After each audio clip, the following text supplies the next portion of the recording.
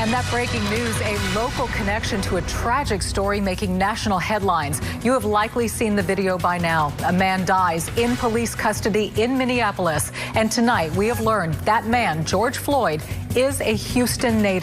So I want to come out and say that I do not support George Floyd and the media depiction of him as a martyr for Black America. Stop recording. Please don't come close to me. Please take your phone off. Please don't come. Oh, hell no! Oh, hell no. So I want to come out and say that I do not support George Floyd and the media depiction of him as a martyr for Black America. He's born and raised here. He's a pillar of the community. He was a fixture in the sports community in Houston. You know what I'm saying? He went out to college and played ball. He was up there getting his life together up in Minnesota. So I want to come out and say that I do not support George Floyd and the media depiction of him as a martyr for Black America. Look to be vindictive and catty and self-righteous and all of those other things that are of demonic presence. And Lord, you don't even have to believe in order to know that. Stop recording. Please don't come close to me. Please take your phone off. Please don't come. No, no, no, no, no! Stop recording. Please don't come close to me. Please take your phone off. Please don't come. Some viewers may find the following video disturbing. Viewer discretion is advised.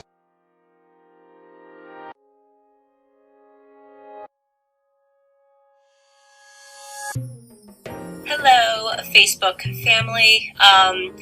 I have decided to do this video. It has been weighing very heavily on my heart and on my mind as well, and it was something that I wanted to say early on, but there were so many emotions and so much pressure for me to go with the popular opinion about who George Floyd was, and sometimes it can be difficult when there are just so many external pressures to say what you believe, and this was an instance where I felt like my silence would have been better in the beginning, but the more that I think about it, I realize that we are being sold a lot of lies, and at the detriment to the Black community, at the detriment to the white community, and at the detriment to America as a whole. So I want to come out and say that I do not support George Floyd and the media depiction of him as a martyr for Black America. No. No. I'm going to explain why, and I hope that some of you guys will understand where I'm coming from.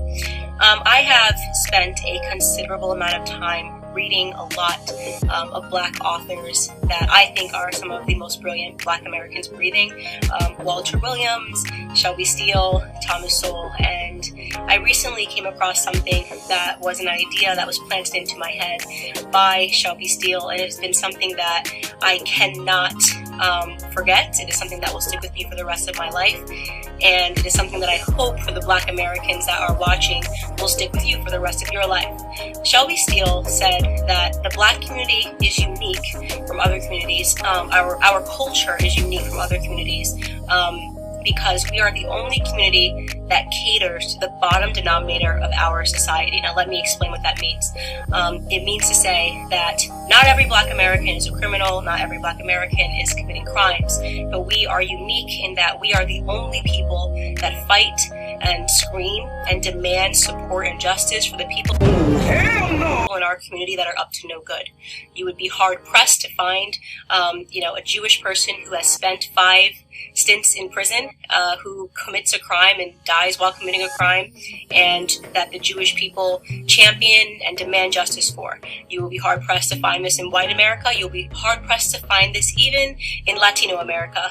If there is a person that is spent multiple times in prison, you are not going to see a bunch of Latinos coming out demanding justice for this person, even if, and I want to be very clear, what I'm saying is not any defense for Derek Chauvin. I hope Derek Chauvin gets the justice that he deserves to be implemented upon him, and that the family of George Floyd deserves justice for the way that he died. But I also am not going to accept the narrative that this is the best the Black community has to offer.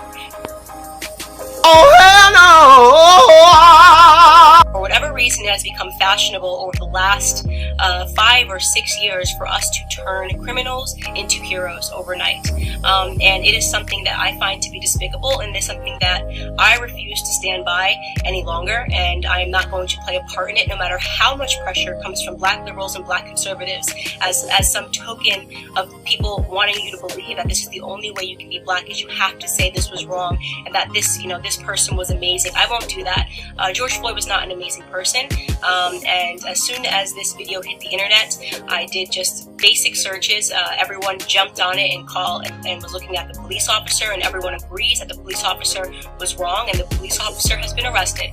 So that is not the reason I'm not discussing that, is because that is not something that has been misconstrued in the media. He has been turned into the devil that he is, and there is no reason for us to harp on that any longer, because white Americans are not uplifting Derek Chauvin as a victim or pretending that he's an amazing human being. But George Floyd is being uplifted as an amazing human being. And for those of you who have not yet seen the clips and did not pursue or wait for more clips to come out, first and foremost, George Floyd at the time of his arrest was high on fentanyl, and he was high on methamphetamine. This came back in both of his autopsy reports. If you pursue the 911 transcript, you can see the person describing somebody who is out of their mind high, and which is what made the person fearful, because he tried to use a bill that I guess was a fake bill to purchase something, and then he was outside acting weird, and they, in their police call, said that this person was obviously distorted on drugs. When he is put into handcuffs and is put against the wall, a baggie of what looks to be like cocaine or it's white. It's a white baggie that he drops onto the floor that you can see in an image if you look up the clip. Oh, hell no! The media is refusing to circulate it. You can find it on Twitter if you use DuckDuckGo and look up George Floyd baggie. You can watch the clip yourself with your own eyes. He had drugs on him at the time of his arrest.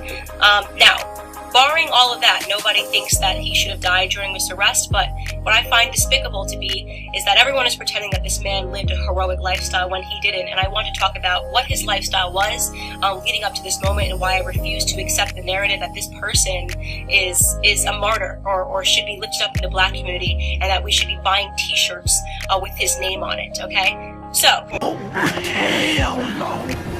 Oh, hell no. Here we have, first and foremost, let's start from the bottom of his record. And by the way, I am not saying that if you have a record, you don't deserve a second chance. I think people get arrested, and some people can serve time in prison, and I believe in second chances, but I do draw the line when it comes to second, third, fourth, fifth, sixth, seventh, eighth, and ninth chances.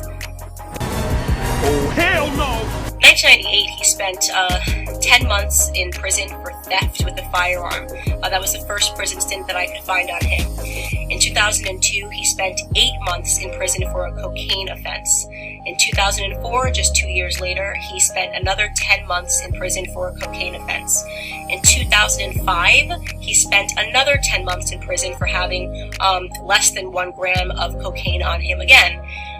In 2007, and this was the biggest instant that I had that made me realize this was a horrible human being that I am not going to pretend was a good person. In 2005, a woman who was pregnant received a knock at the door, and she went to the door, and the person pretended to be someone that worked for the water department. So she opened her door and quickly realized that the person at her door did not work for the water department, and attempted to slam it. At the moment that she was attempting to slam it, a Ford pulled up, and another 5 men jumped out of the car, and one of which was George Floyd, came up to the door, and they forced their way inside to her home, inside of her home. Mind you, this woman is pregnant. At that point, George Floyd took out a gun and pressed it to her stomach. She was screaming, begging for her life, and he put her inside of her living room and instructed one of his criminal friends that was with him to watch her and to make sure she didn't leave the living room. So he was playing guard while they ransacked her home looking for drugs and money. They did not find drugs. They ended up taking, I believe, her wallet and her cell phone. Fortunately for her, her neighbor observed what was going on and caught the license plate of the people as they pulled off and called 911. And when 911 was able to, they were able to track down the car of which George Floyd was the driver, and they arrested him. And 2 years later, he was sentenced to 5 years in prison for that instance. Now, you can say the media is portraying it like he was just getting his life together after, being released in 2014 following that incident. He was just getting his life together and moved and was going to start afresh. I'd like to believe all of those things, and there's a gap, and he never got in trouble for 5 years until this incident when the police were called on him again. But you are defying common sense to believe that this person suddenly became an exemplary character but happened to be high on fentanyl and methamphetamine and trying to use a bill, a fake bill, to purchase something. And so, in my opinion, George Floyd was a criminal. He was a criminal. And just because he was a criminal doesn't mean he deserved to die at the knee of a police officer.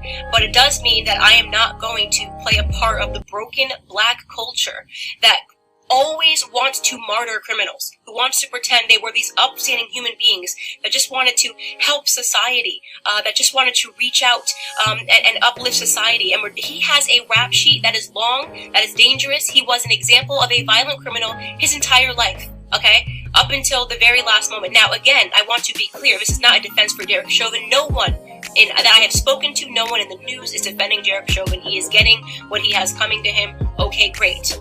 But why are we pretending that this criminal should be upheld as a citizen, as a martyr in Black America? A martyr for a fake narrative, by the way. Police brutality, racially motivated police brutality, is a myth. Okay, so let's get into that.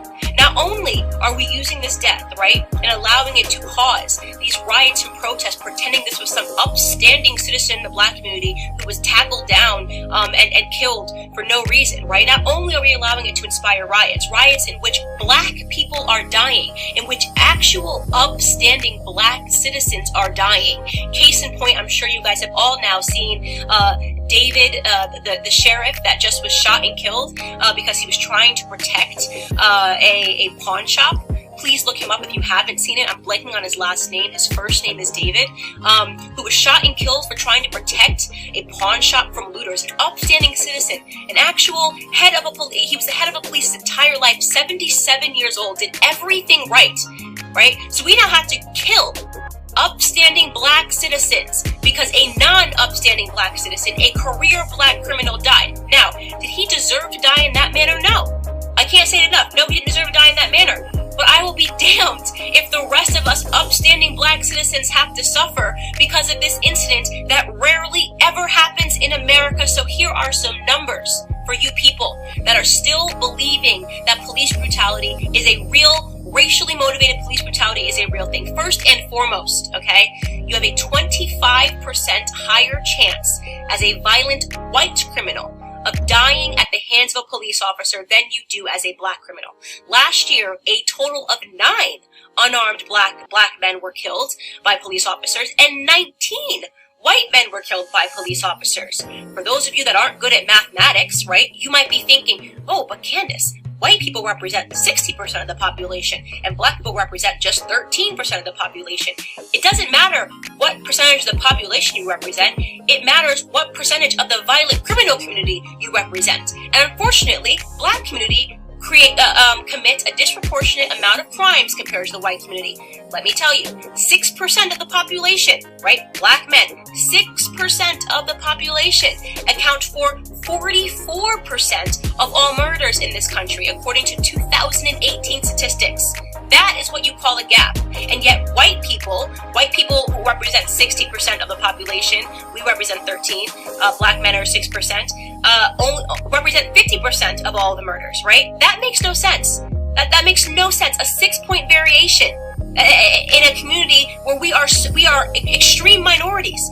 We commit 50% of all violent offenses, evenly split, and we're only 13% of the population. Okay? So we have a lot more encounters with police officers. And don't say that police officers are coming around because we're Black. I'm talking about violent criminals. I'm talking about murder. 44% of murders, okay? You want to talk about real statistics? The police officers have way more to be fearful of in the Black community than the other way around, okay? We commit on average, a police officer is 18 and a half times more likely to be killed by a black person than the other way around. Okay? So this entire narrative is complete smoke and mirrors. It's all made up. It's just election fodder. It's white versus black because it's an election year, not because black Americans are suffering at the hands of police officers more than white Americans.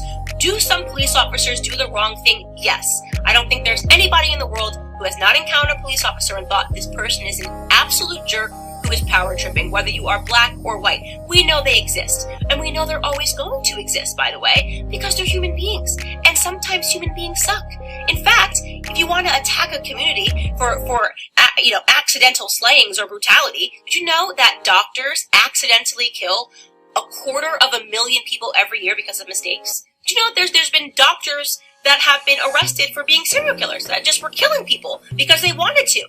Do we protest and boycott doctors? Do we assume all doctors are horrible human beings because some doctors are?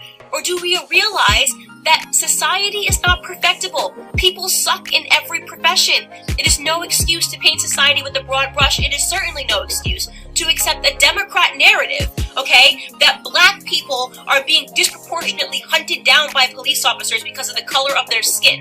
You want to know the best way to avoid not being brutalized by a police officer is to limit the amount of encounters you need to have with them, especially when it comes to violent crimes.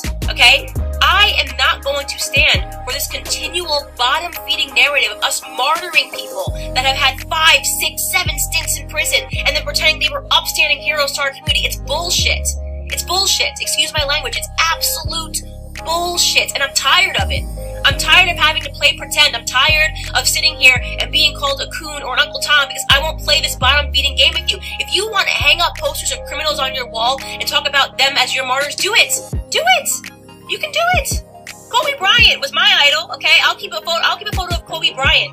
You can keep one of George Floyd and pretend he was an upstanding human being that just once or twice put a gun across a pregnant woman's belly. Could you imagine that woman right now? That black woman, by the way, right? Watching everybody pretend this person was an upstanding human being who just at the age of 42 and 5 prison stints was going to get his life together.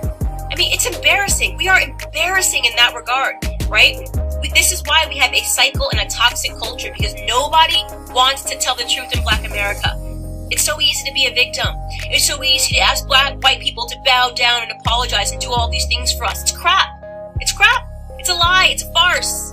Our biggest problem is us, okay? It's why we don't talk about it when black on black crime happens. It's why we don't talk about it when 40 black people are killed in one weekend during Memorial Weekend in Chicago. We don't want to talk about any of that stuff. We don't want to talk about Baltimore. We don't want to talk about New Jersey. We don't want to talk about any of these places where black people are being slaughtered by other blacks, because that would mean that we had to be personally accountable, right? That would mean personal responsibility. We don't do personal responsibility in our community. We don't do it. We blame white people, right? We only point a camera to white people when they do something, even though we do it at a way higher rate to ourselves, right? We celebrate our drug dealers. We're the only community, right, that would ever create hashtags to free people from prison because they committed crimes, like free Meek Mill, free this rapper, free this rapper. How hard is it to not spend multiple times in prison? How difficult is that? Is that too hard for us? Is that way too high of a mountain for us to scale, to do the right thing, to be upstanding citizens?